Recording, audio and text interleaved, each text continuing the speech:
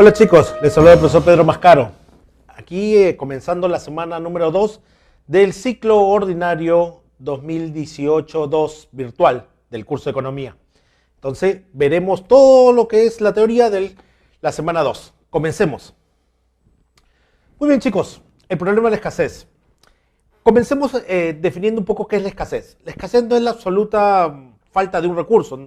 Escasez no significa que no hay ese recurso.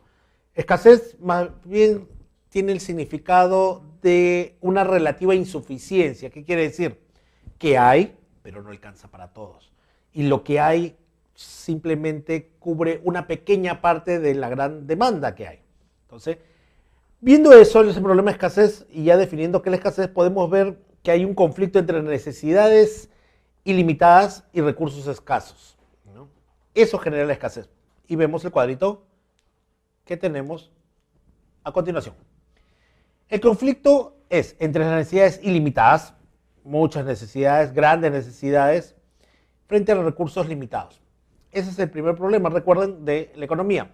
El problema es que los recursos son limitados. Si hubiera un montón de todos los recursos, si hubiera una gran cantidad, ni yo tendría que estar acá, ni ustedes tendrían que estar postulando. ¿Por qué? Porque no tendríamos necesidad de trabajar ni de estudiar, y solamente cogeríamos o tomaríamos los recursos que necesitamos. Pero como eso no es verdad y los recursos son escasos, hay que trabajar, hay que estudiar y hay que hacer todo lo que es económicamente posible para cubrir las necesidades ilimitadas con estos recursos escasos. Ese conflicto genera escasez porque hay muchas, miles de millones de necesidades y los recursos son escasos. Eso genera la escasez. Pero ¿qué implica la escasez? Cuando hay escasez y no te alcanza para cubrir todas tus necesidades, implica que hay una necesidad de elegir. Cuando eliges, significa que tienes varias opciones. Entonces, supone renunciar a las otras opciones por la cual tú estás eligiendo esa opción. Es decir, tengo sed. Bueno, pues entonces tengo miles de opciones. Agua, chicha, emoliente, una gaseosa de diferentes marcas. Muchas formas de calmar esta sed, esa necesidad de sed. Entonces elegimos una, puede ser agua, puede ser gaseosa, etc. Y entonces cuando elegimos dejamos de lado las otras opciones. Esas otras opciones es como se comporta la economía, la sociedad en general, y eso le llamamos costo-oportunidad. El costo-oportunidad es un caso peculiar de la economía donde este costo-oportunidad se le conoce como costo alternativo, costo económico, y no se pueden elegir todas las alternativas a la vez, al mismo tiempo, razón por la cual se debe elegir. Y a la hora de elegir, obviamente, a eso se llama costo de oportunidad, lo que dejamos de lado por la opción que estamos eligiendo. También se entiende como las unidades que se sacrifican, económicamente hablando, se entiende como las unidades que se sacrifican para hacer más de otras unidades.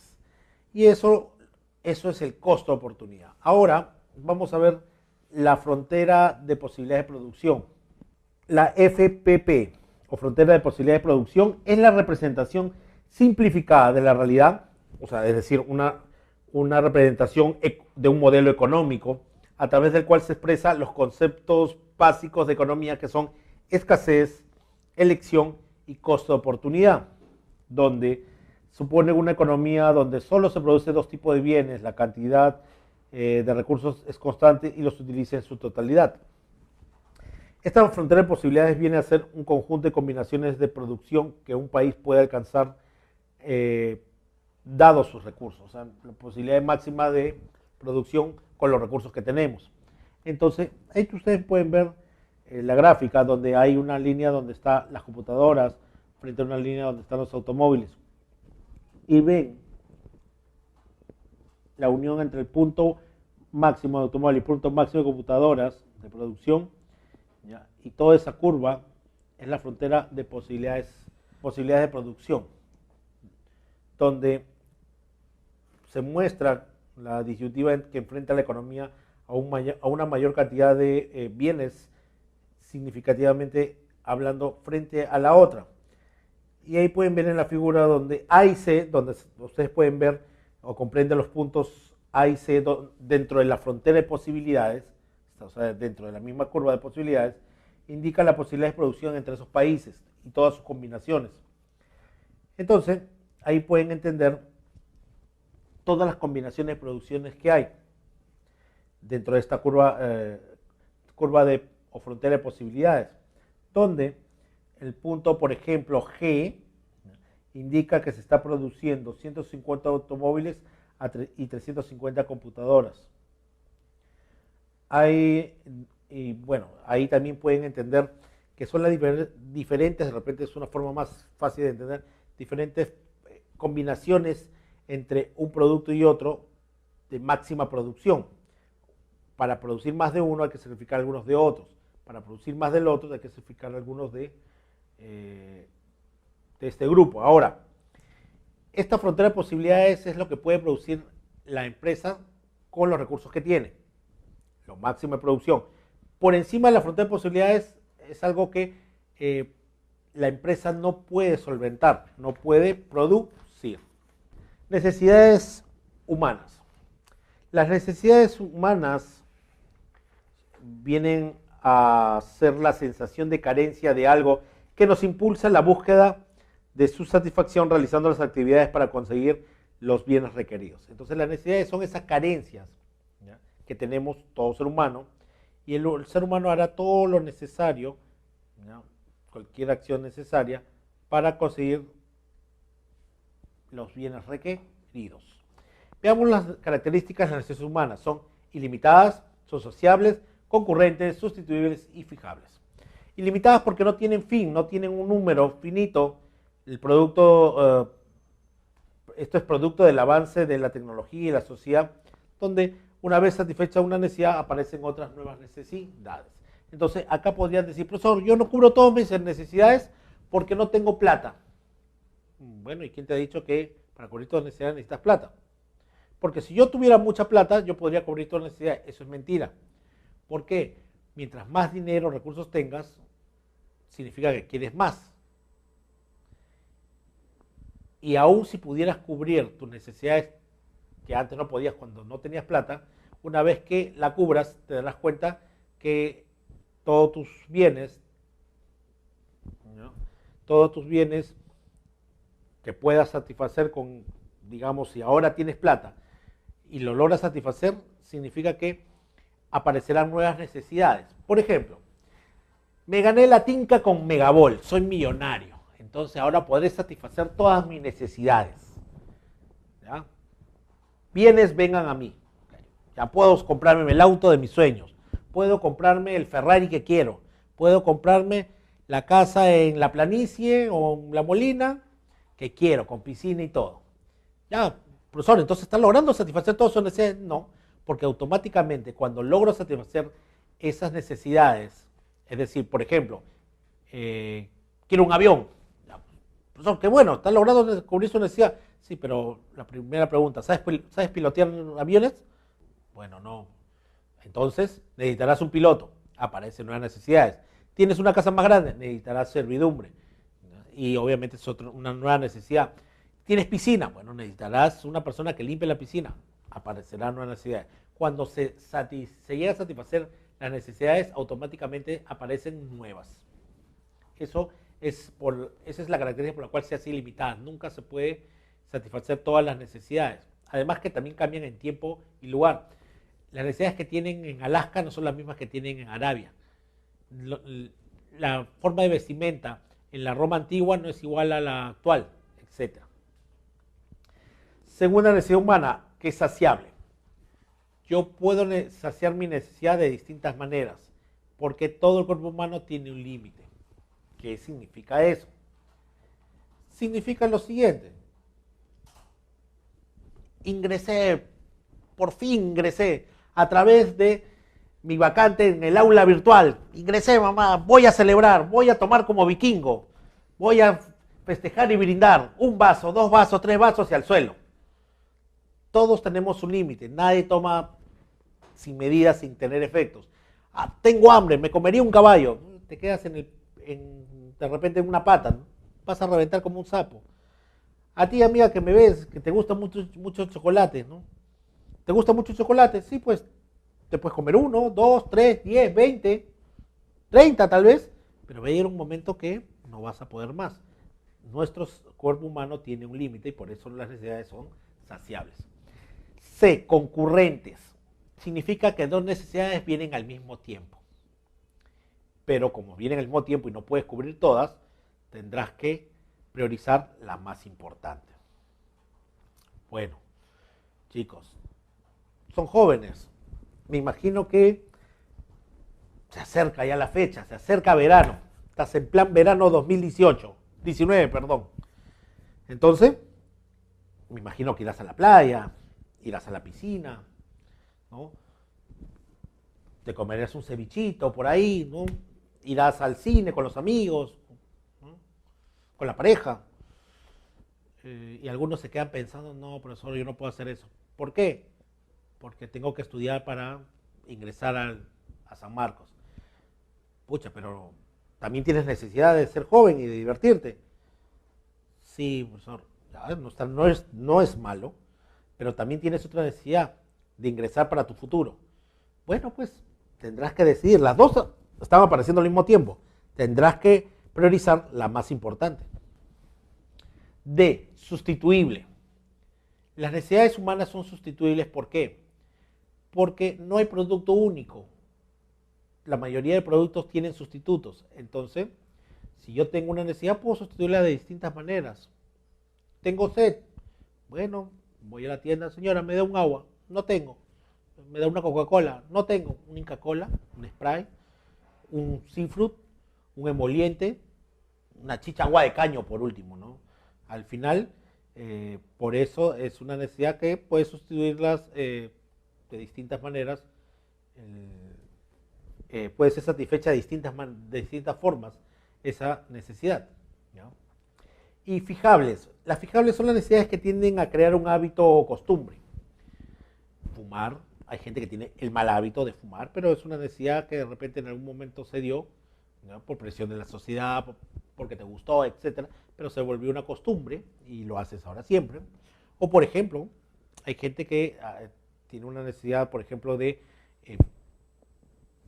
verse bien y estar saludable, y estar fitness, ¿no? Así que tiene necesidad de hacer dieta y come comida sana, nada de grasa. Hay otras personas que tienen necesidad de hacer deporte, salen a correr, juegan fútbol y los fines de semana o salen en las mañanas a correr o en las noches a correr. Bueno, esas necesidades se vuelven costumbre o hábito, ¿no? Pueden ser buenos o malos, ¿no? Muy bien, ahora hablemos de las clases de necesidades. Las necesidades se dividen por clases en tres: primaria, secundaria y terciaria. La primaria son las necesidades básicas o imprescindibles para la conservación de la vida y son la alimentación, porque sin alimento mueres. Segundo, el vestido. ¿Por qué? Porque en verano puedes andar sin ropa, ¿no? Pero en invierno, por un tema de salud, ¿no? Tienes que tener vestido. Y el tercero es vivienda. Sin un techo donde dormir o refugiarte, el clima puede ser perjudicial para tu salud. Entonces, esas son las tres necesidades primarias: alimentación, vestido, vivienda, y podrían económicamente hablando añadir una que es transporte, que significa que sin el dinero para tu pasaje, para ir a trabajar, no podrías satisfacer estas tres primeras. La segunda clasificación es las necesidades secundarias, necesidades que contribuyen a mejorar o elevar el nivel de vida. Son el ahorro, el estudio, la diversión. Estas necesidades secundarias son, por ejemplo, la salud, el estudio, la diversión. ¿Por qué? Porque ayudan a mejorar el nivel de vida. Si ustedes no creyeran que el estudio va a mejorar su nivel de vida, no estarían postulando a la universidad. La salud también es secundaria. No, profesor, es primaria. Entienda que los países en subdesarrollo no son primarias porque no los cubre ni la persona misma ni el Estado. En algunos países desarrollados los consideran como primarias porque el Estado lo cubre. En nuestro caso no. Entonces, por eso la salud, el estudio, la diversión son secundarias. ¿Y por qué la diversión es secundaria? Porque el ir al cine, el ir a pasear, ¿no? El ir a una discoteca, simplemente es para mejorar tu nivel de vida, alejarte del estrés, etcétera. Y las secundarias también está el ahorro. Es una necesidad que ahorrando vas a mejorar tu nivel de vida en el futuro. Y la tercera clasificación es la terciaria. Es aquella que sirve para halagar la vanidad o capricho de las personas. Para halagar el capricho de las personas, simplemente está el uso de joyas de lujo, auto de lujo. Yo creo que uno se puede trasladar en un Tico como en un Ferrari, pero si tú compras un Ferrari es una necesidad terciaria. ¿Por qué? Porque es para tu vanidad, no, y no es una necesidad básica. Muy bien. Ahora hablemos un poco como resumen, porque esto lo vamos a ir desarrollando las siguientes semanas. Hablemos del proceso económico. Es el conjunto de actividades económicas que los seres humanos realizan para satisfacer sus necesidades. Entonces, este proceso económico tiene 5 puntos, que es la producción que está relacionada con la generación de bienes y servicios y se realiza utilizando o combinando los factores productivos. Ahora vamos a ver esto más adelante. La circulación es el traslado de bienes y servicios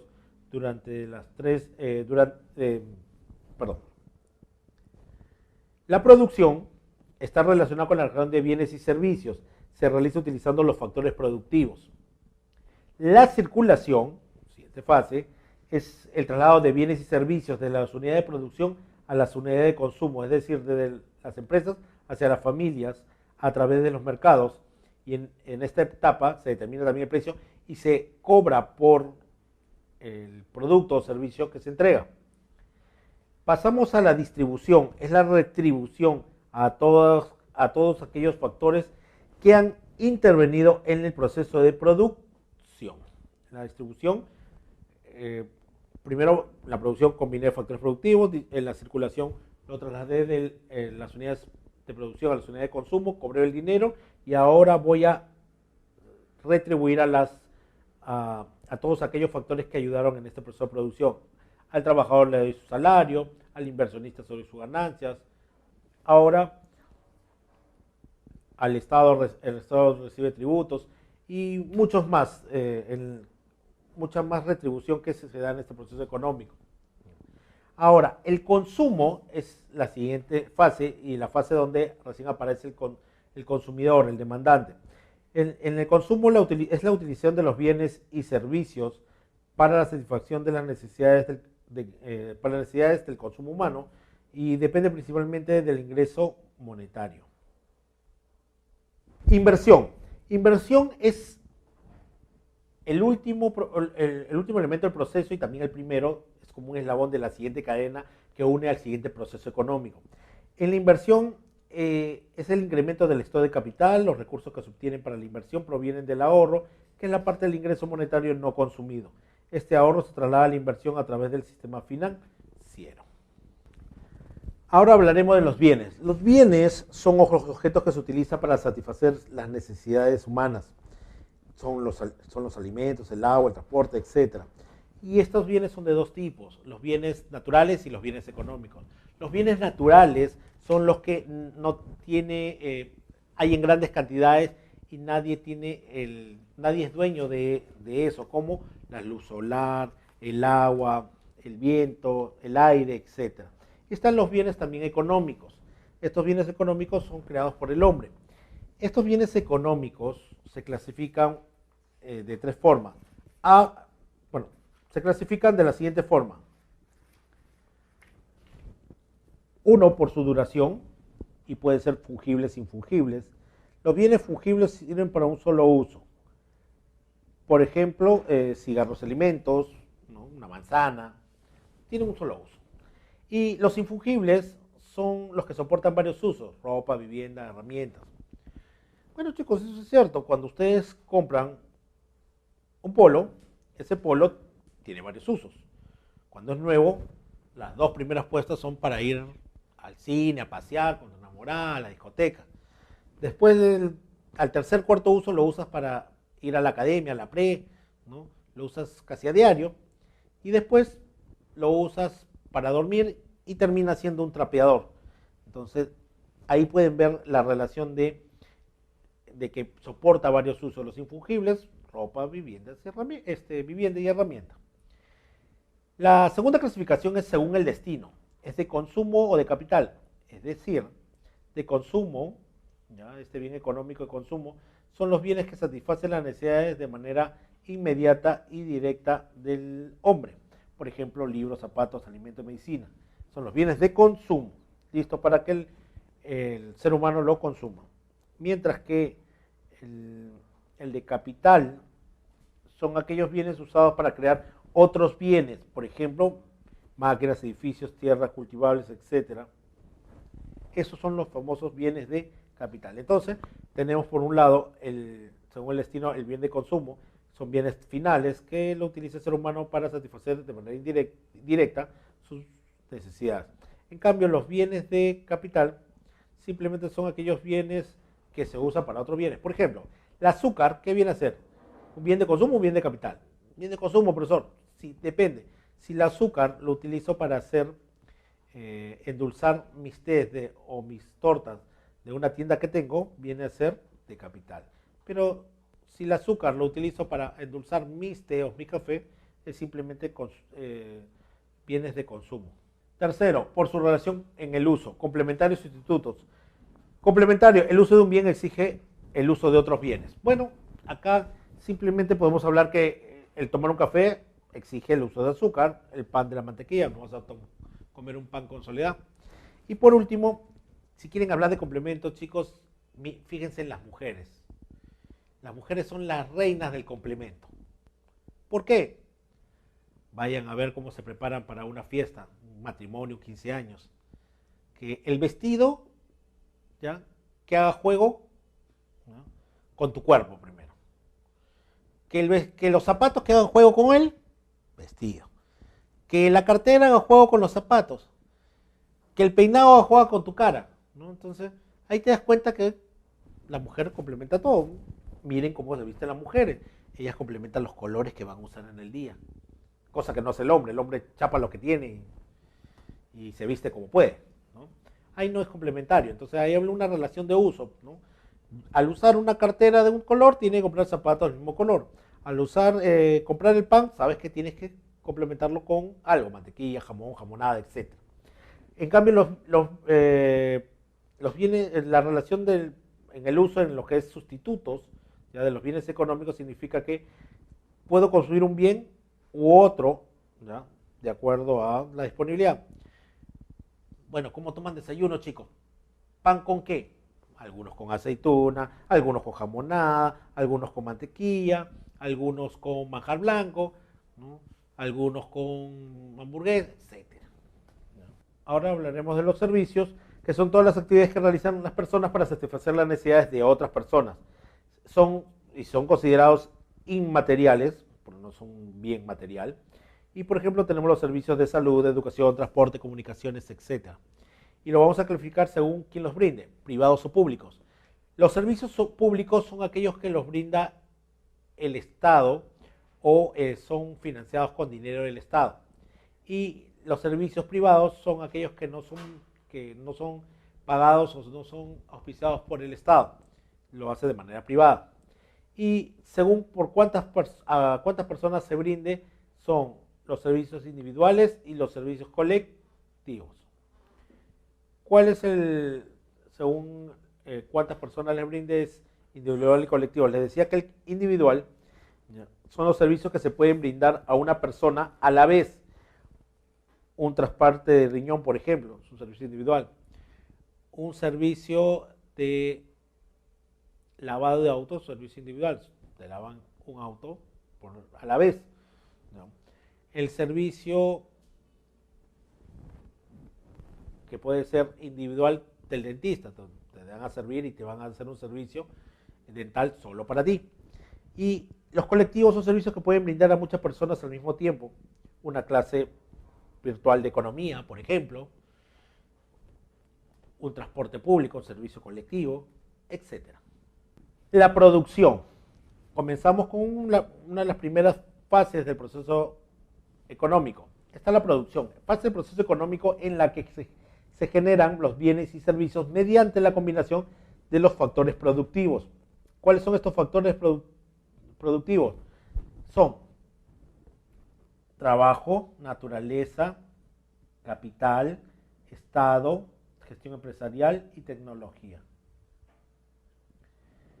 Entonces, la producción, podemos hablar que está compuesto, según la función de producción, de 6 elementos: trabajo, naturaleza, capital, tecnología, Estado y gestión empresarial. Y aquí podemos hablar de lo que es o que representa la productividad. La productividad es la cantidad de bienes o servicios producidos por cada unidad de factor de producción utilizado. Elevar la productividad significa producir más con menos. Entonces regresamos un poco al concepto un concepto anterior de costo-oportunidad. Claro, cuando tenemos, por ejemplo, nosotros producimos 10 pantalones y también hacemos 50 casacas, podemos decir que ahí ese es el máximo de pantalones y casacas que uno hace, ¿sí?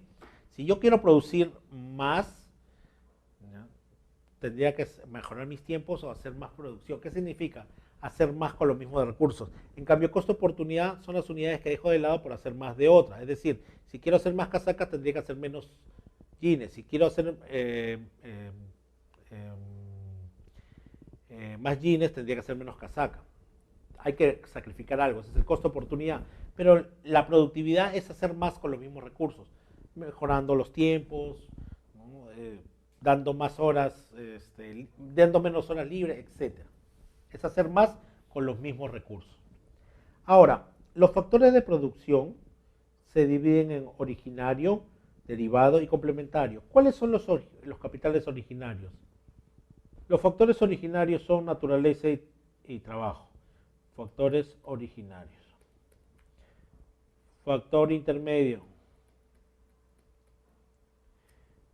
y tecnología, Estado y gestión empresarial vienen a ser los factores complementarios. Entonces, los factores de producción son todos los recursos que la sociedad utiliza en el proceso productivo para producir bienes y servicios. Estos son los originarios, recursos naturales y trabajo, porque preexisten al proceso productivo. ¿Qué quiere decir que preexisten? Antes que siquiera se me ocurra una idea de negocio, como por ejemplo, ¿ya?, lo vi antes que se le ocurra ahora los venezolanos están intercambiando sus billetes, que ya no tienen valor, por dinero.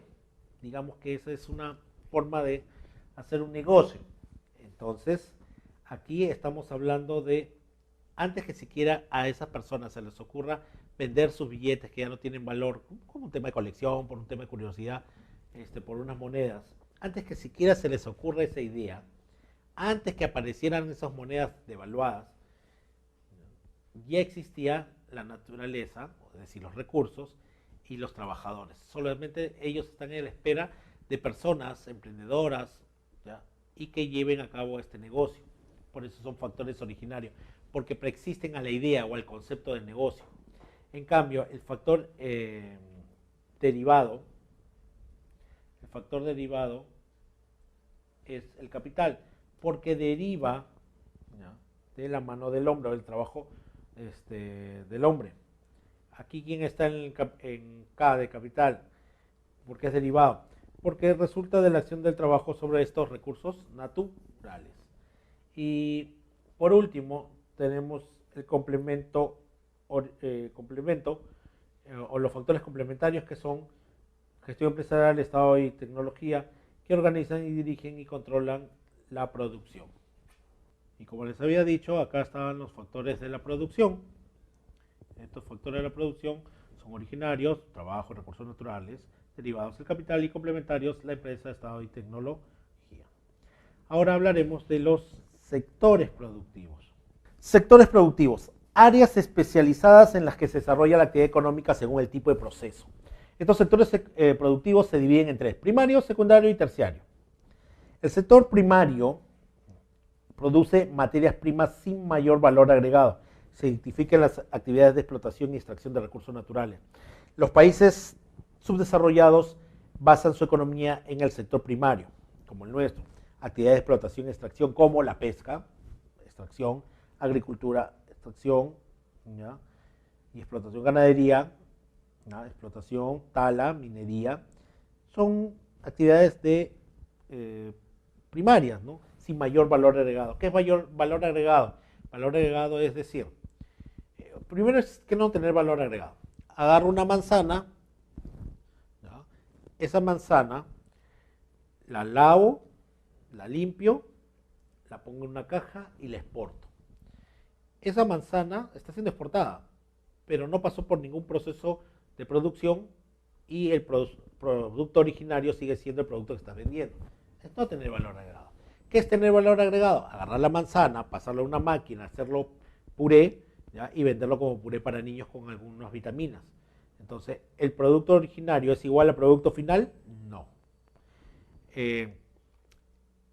El producto, bueno, en este caso el producto a exportar pasó por un proceso productivo, sí. Entonces tiene valor agregado. Mientras más transformado esté, más complejo su proceso, tendrá más valor en el mercado. Entonces, eso es no tener valor agregado y esa es una característica del sector primario. El sector secundario, contrariamente, son actividades de transformación que requieren un mayor valor agregado y se les identifica en el sector industrial. ¿Quién está? Metalurgia, petroquímica, siderurgia, automotriz. Ese es el sector secundario. Entonces, acá hay transformación, acá hay valor agregado. Y obviamente los países desarrollados basan su economía en industrias de este sector, ¿no? Y el sector terciario es el que se encarga de la producción de servicios. Esto apoyó y ha apoyado grandemente en el PBI en los últimos años del Perú. Y acá este sector está, por ejemplo, el comercio, la salud, educación, finanzas, comunicaciones, etc. Costos de producción. Los costos de producción son todos los desembolsos monetarios que realiza la empresa para adquirir los elementos necesarios para producir una determinada cantidad de bienes o servicios en un periodo de tiempo determinado. El conocimiento y análisis y evaluación de estos costos de producción es importante para determinar los precios y nivel de producción. Comienzo diciéndoles que esto tiene que tener algo muy básico, como que, ¿por qué es importante el costo de producción? Por esto, esta fórmula sencilla, precio es igual a costo más ganancia. Entiendan, señores, que yo no puedo poner un precio si no tengo mi costo y tampoco puedo poner mi ganancia si no tengo mi costo. ¿Por qué? Hay, lamentablemente, en nuestra informalidad, no solamente en Perú, sino en varios países sudamericanos, pero la informalidad genera esto. Pongo un precio sin costo. ¿Qué significa? Más o menos, al ojo, ¿no? Viendo y tanteando, digo lo siguiente, que pongo el precio sin saber mi costo y cobro, por ejemplo, por un producto X, 10 soles. El precio es igual, digamos, precio igual, ese es caso 1. Precio igual a 10 soles. Y después que pusiste el precio, recién viste cuánto te costaba.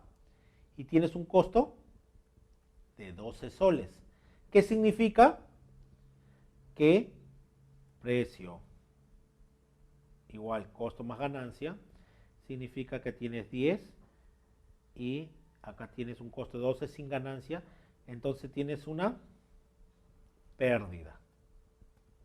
Pérdida de 2 soles. ¿Por qué no sacaste tu costo? Caso 2, donde ya el precio es 10, lo pusiste antes de saber tu costo, y después sacas tu costo y tu costo es 10. Ya, profesor, 10 y 10, no perdí nada. Sí, no perdiste nada, pero tampoco ganaste, pues. Entonces, ¿para qué haces un negocio? Caso 3. El precio pusiste 10 antes de decir, ¿ya? Y ahora ves tu costo y tu costo es 9,9. Ah, profe, gané 10 céntimos. tienes una ganancia, ¿ya? Acá es pérdida de 2, acá ganancia 0, y tienes una ganancia de 0,10 céntimos.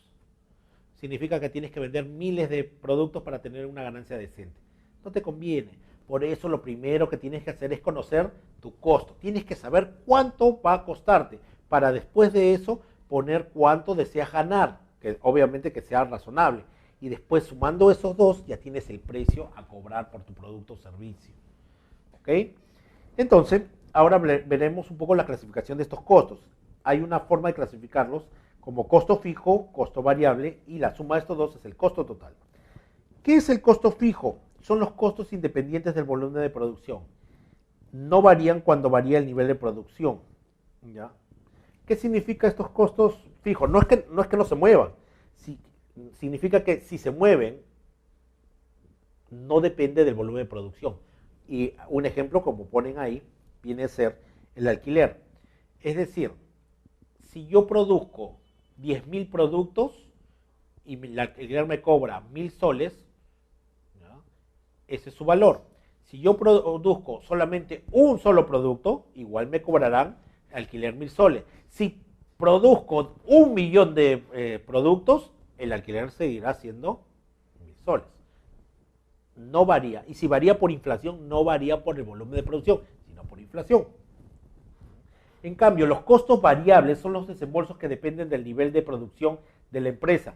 Dependen de cuánto se produzca en insumos y mano de obra, como un ejemplo. ¿Ya?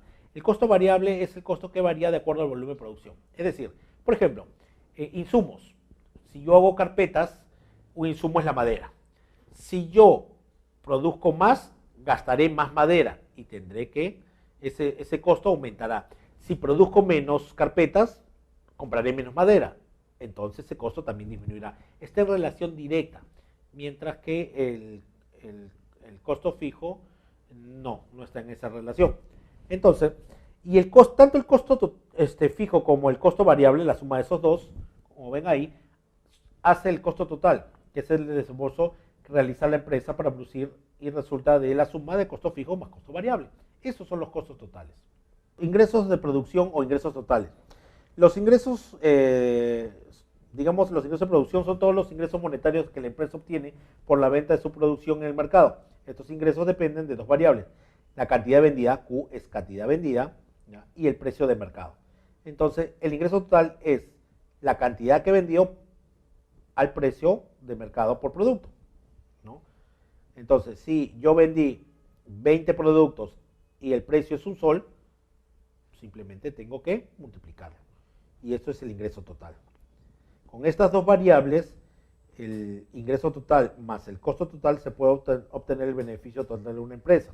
El beneficio total es ingreso total menos costo total.